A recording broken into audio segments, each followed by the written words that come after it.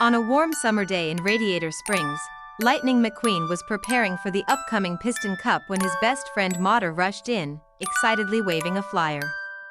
"Buddy, there's a special stormy night race in Thunder Hollow," Mater shouted. Curious and thrilled, Lightning agreed to join. That evening, the sky roared with thunder and rain poured down, making the track slippery and dangerous. Despite the challenging weather, Lightning and Mater worked as a perfect team. Mater guided Lightning through hidden shortcuts, while Lightning used his speed to stay ahead.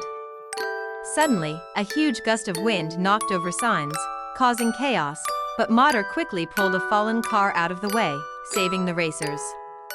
In the final lap, Lightning pushed through the pouring rain, his headlights glowing in the storm, and crossed the finish line first. The crowd cheered wildly as Lightning and Mater celebrated together, proving that friendship and teamwork could conquer even the wildest storm.